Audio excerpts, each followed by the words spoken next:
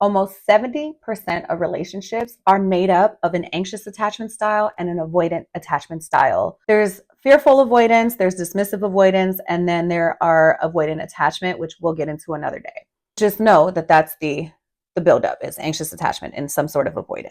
What's interesting is neither is a bad person. Avoidants get a very bad fucking rep because they're the ones that are like, I like you and I'm gonna run.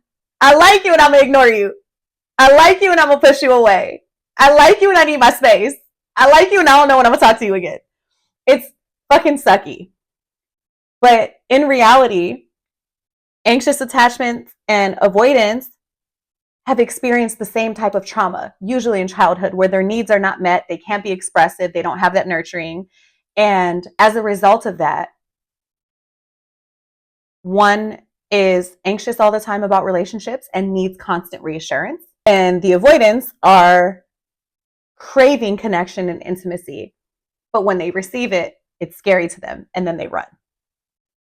Now, there can be a balance to this, but it does require self-awareness because an anxious attachment needs to know that they're anxiously attached, and they need to be able to self-regulate in some form or fashion. Avoidants need to be able to advocate for themselves and say, you know what? I had a great date, but I'm probably going to need a few days away from you. But a lot of them don't understand their avoidance. And because of that, they think, oh my gosh, this is an unfamiliar feeling. I'm unsafe. I like this person, but it's inevitable. This is not going to work. I need to run. But what they don't realize is if they can come to their anxious partner and say, I really enjoy time with you and I need to advocate for myself and I need a few days to myself. I'll be back though, because that type of reassurance helps the anxious attachment. They're now building trust and saying, you know what, I like you. On the anxious side, I like you, but if you need a couple days to yourself, I can self-regulate. I'll go do things that I enjoy. But that trust gets broken if the avoidant says, okay, I'll be back, and then they don't fucking come back for 2 or 3 weeks. That's unhealthy. So at some point, with that self-awareness, being able to advocate their needs, but also learn to trust each other, can build a better dynamic for both. But a lot of people with these attachment styles are not aware of them. And so when avoidants run, anxious attachments keep coming. Hey, you're distant. Hey, I didn't hear from you. Hey, blah, blah, blah. Hey, blah, blah, blah. And it makes the avoidants want to run more. So again, being able to advocate as an anxious attachment and say, you know what? I'm recognizing that you need some space. I'm going to give you a couple days. That avoidant should be able to come back and say, you know what? I appreciate that. Thank you so much for recognizing it. Until you can identify that style, learn to self-soothe, and then also understand how to establish, I don't want to say boundaries, I think that's the wrong word, establish closeness by communicating your needs. That dynamic is really fucked up because the anxious attachment is always going to be in fight or flight mode, and so is the avoidant. They're always going to be uncomfortable. There's always going to be a push and pull. The anxious attachment is always going to be so uneasy. Their nervous system is going to be completely fucked up and just, it needs to be rewired.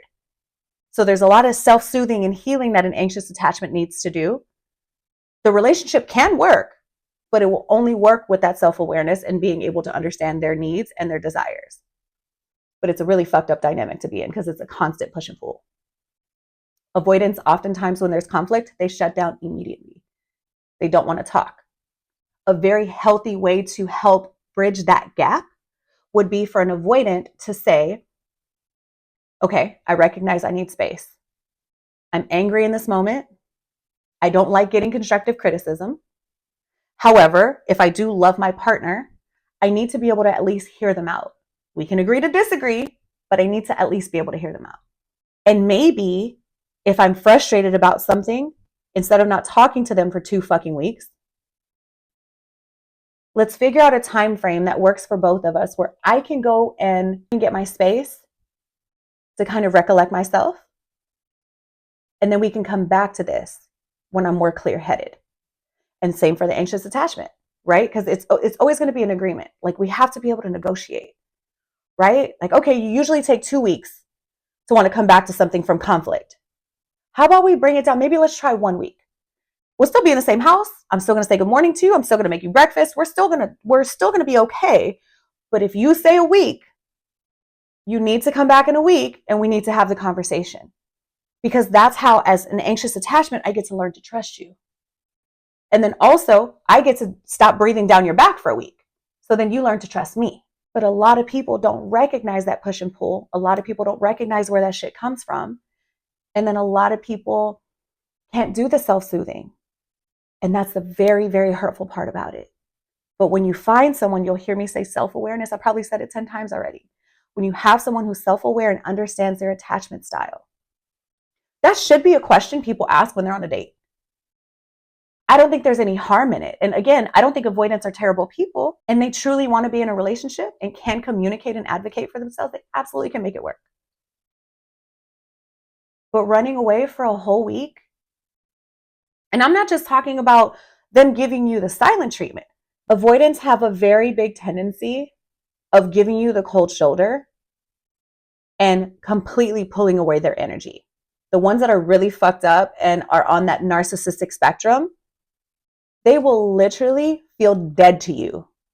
If you are an anxious attachment person who is in touch with their emotion, they will literally go dead. And you're like, where the fuck are you? You remember Stranger in My House by Tamia? There's a stranger in my house. That shit, X Factor by Lauryn Hill. Please go listen to that song. X Factor by Lauryn Hill is the perfect fucking example of an anxious attachment and an avoidant personality. The fact that they run and run and run, avoidance, and they want you to pursue them, but then they also like, hey, give me my space. It's confusing as fuck. So there's a lot of work that needs to be done, but it can work as long as people have that self-awareness. But an avoidant, especially one that's extremely narcissistic, can really almost ruin somebody who gives them the permission to do it. If you're in touch with an avoidant narcissist and you're not healing yourself or are self-aware, they will make you feel like the scum of the fucking earth. The way that they treat you, they reel you in and are very, very charming, and then they'll drop you like this and then fucking ignore you. Because how dare you? How dare you try to get close to me? I'm going to keep you right here for my ego because I'm so insecure as a narcissist. You're going to chase me because you don't love yourself. You're going to constantly pursue me because you don't know what love feels like. And I'm going to keep hurting you because I'm going to ignore you for a few weeks, a couple months. But I guarantee you, the moment that I text you, you're going to fucking respond because you don't love yourself. You think this shit is love because that's all you've ever known. That's how fucked up they can be, which is why I say it's a sickness. And it's really sad because they'll string you along. And guess what? You know what a narcissist will never give you? Closure. Because they want to keep your ass dangling from that motherfucking string. They will keep you right where you let them. No closure. I'm going to come back to you when I feel like it. Because you know what you're going to do? I'm going to breadcrumb you.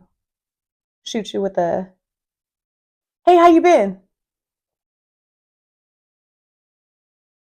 And you'll likely respond. Because they are right. You haven't learned how to love yourself. It's really sad.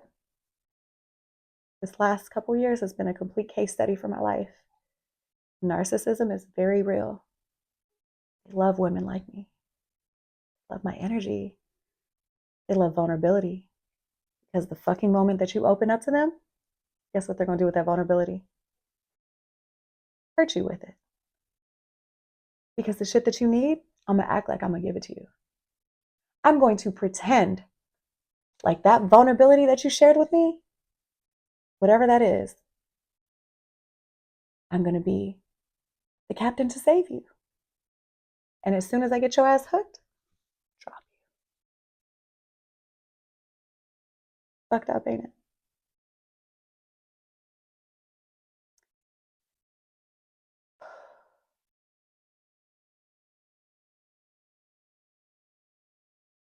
Feel bad for them. Severe narcissists. I pity them.